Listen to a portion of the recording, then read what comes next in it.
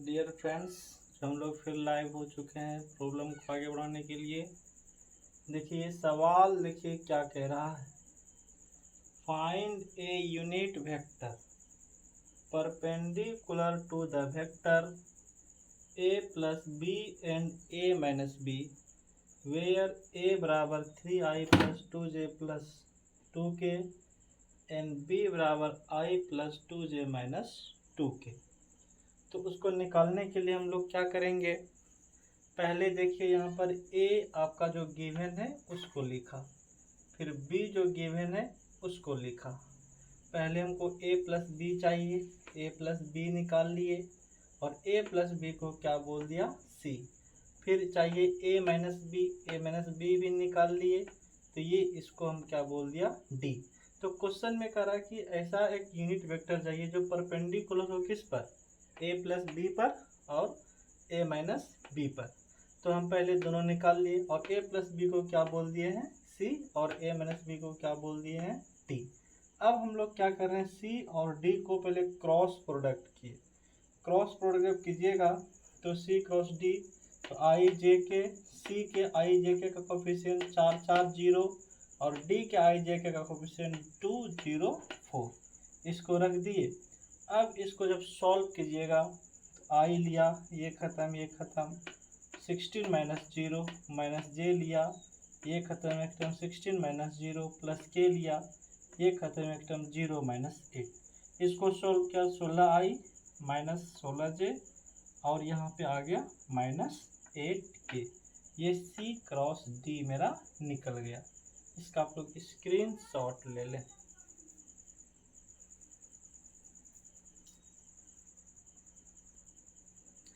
चलिए अब देखिए हम क्या करेंगे, बात समझिएगा। अब जो हम करेंगे क्या, c और d, c क्रॉस d भी निकाल लिया है। ये यहाँ पे जो ए सी और डी लिख लिया है और c क्रॉस d का भी मान आप निकाल चुके हैं 16i minus 16j minus 8k। अब देखिए हम क्या करेंगे, पहले c का 9 हम लोग जो है क्या करेंगे, बात समझिएगा। c का पहले मॉड निकाल लीजिए। किसका मॉड निकालेंगे, c का जब मॉड निकालेगा देखिए क्या आने वाला है। c का मॉड जब निकालेंगे 9, c का मॉड, तो ऐसा करते हैं दोस्त, हम लोग इधर निकाल लेते हैं।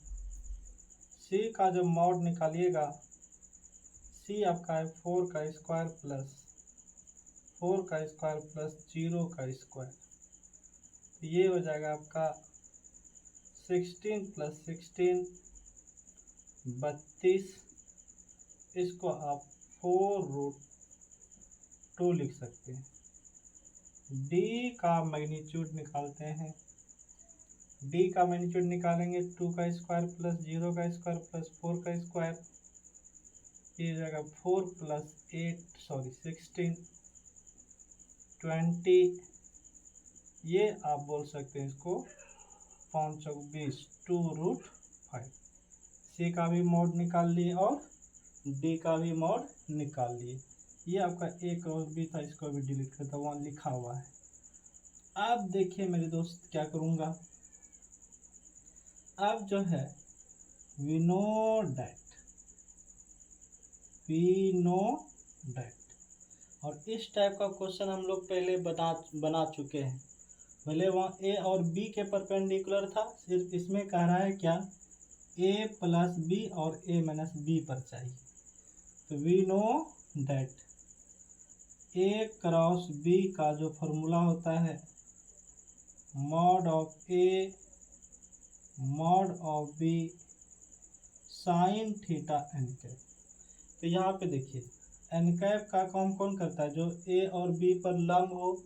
सॉरी, यहाँ पर जो है आप a के जगह पर c दे दें, क्योंकि यहाँ पे c और d माने हुए हैं।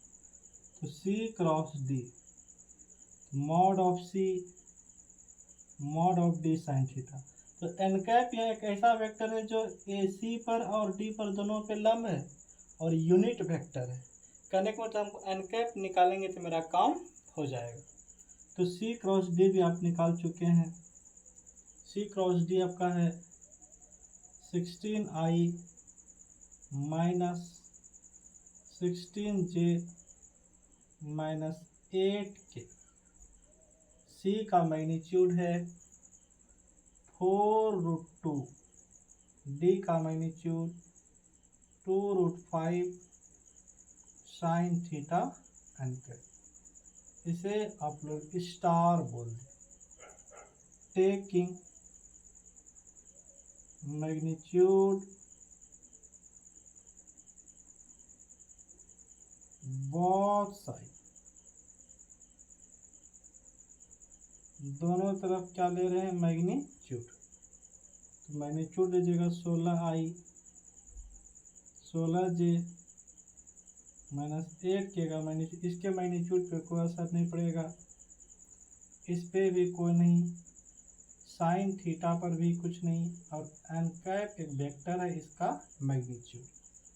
इसका जब मैग्नीट्यूड निकालिएगा 16 का स्क्वायर माइनस 16 का स्क्वायर माइनस 8 का स्क्वायर का whole root 8√2 into √5 sine theta.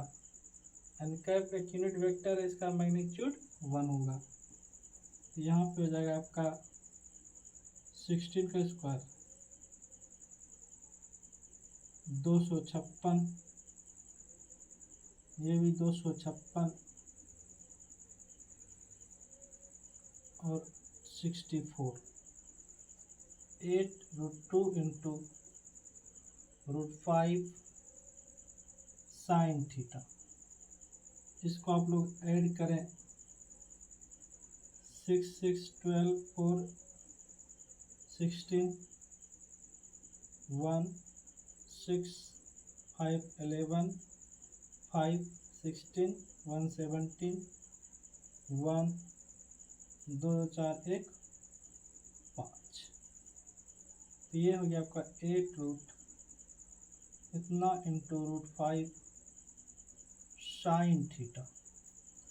और 576 का हो जाएगा आपका 24। 8√2 इंटू √5 साइन थीटा। ये आपका हो गया। इसका आप लोग स्क्रीन शॉट ले लें।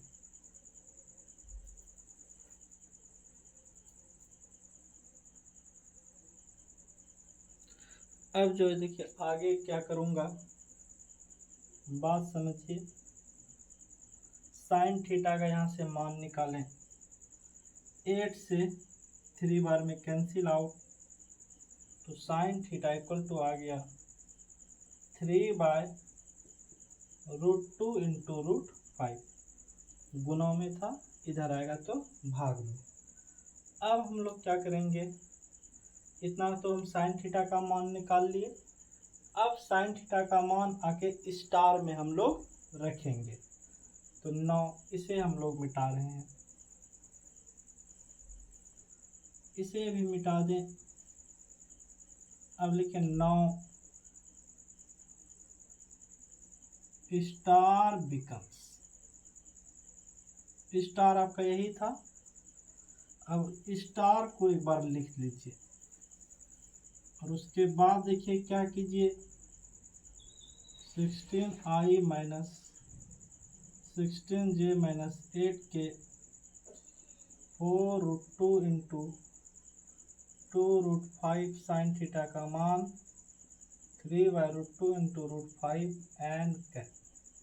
√2 खत्म, 16i cap minus 16j minus 8k equal to 4 या 12 दूनी 24 एन कैप। एन कैप का जब मान निकालिएगा 16i minus 16j minus 8k by 24। ऊपर में अगर 8 कॉमन ले लें तो आपका हो जाएगा 2i minus 2j minus k/24, इसमें डिवाइड देंगे 3 बार में, ये हो जाएगा 1/3 2i minus 2j minus k। ये आपका हो गया n कैप, ये यूनिट वेक्टर निकल गया जो आपका a प्लस बी पर भी परपेंडिकुलर है और a माइनस बी पर भी परपेंडिकुलर है। इसका स्क्रीनशॉट ले लें।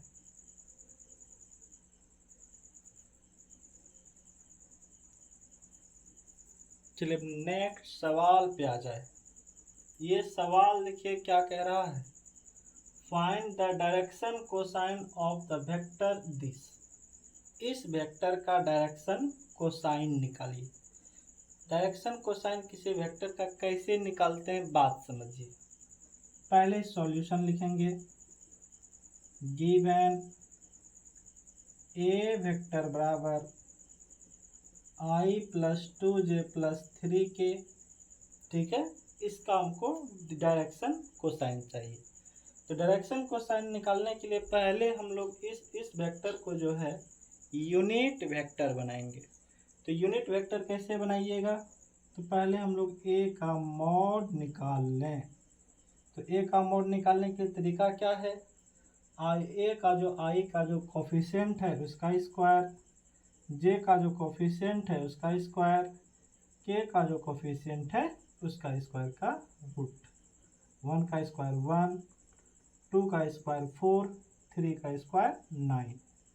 ये आपका आ गया 9 4 13 1 14। ए का मॉड निकाल लिए।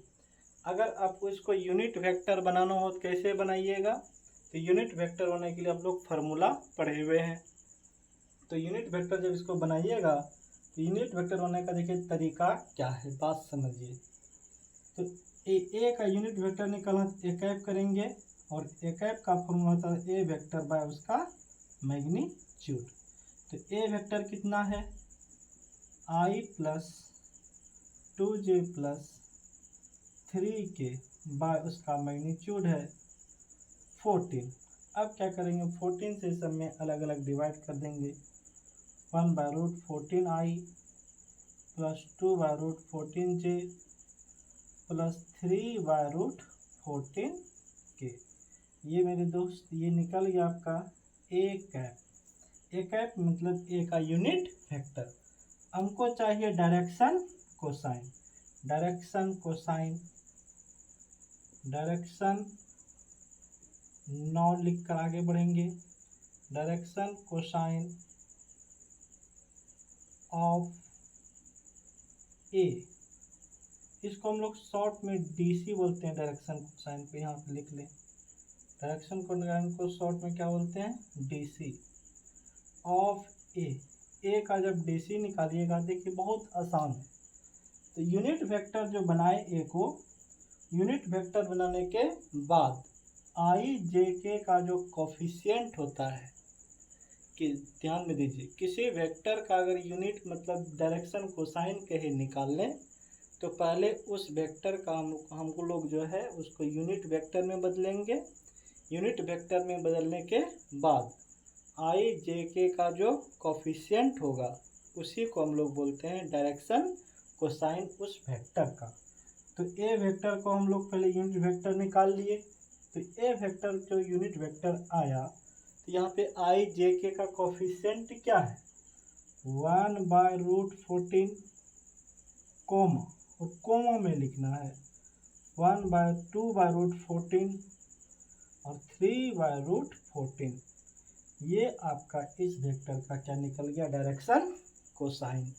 डायरेक्शन कोसाइन निकालने में कोई प्रॉब्लम नहीं, इसका स्क्रीनशॉट ले लें।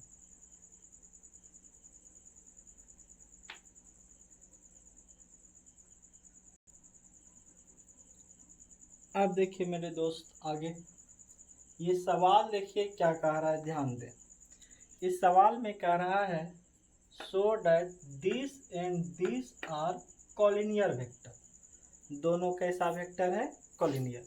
तो कॉलिनियर के लिए हम लोग ये टाइप्स ऑफ जब वेक्टर पढ़े थे वहाँ पैरेलल वेक्टर्स का होने का कंडीशन पढ़े थे और कॉलिनियर।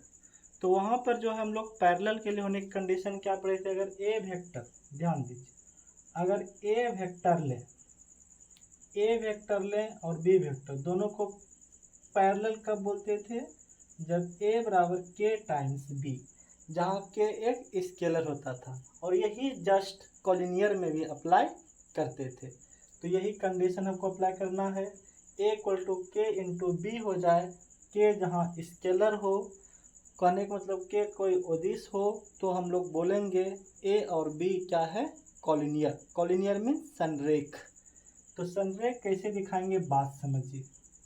तो सॉल्यूशन में लिखेंगे गिवन ए वेक्टर बराबर, इसको ए मान लेते हैं और इसको B, 2i minus 3j plus 4k, B बराबर -4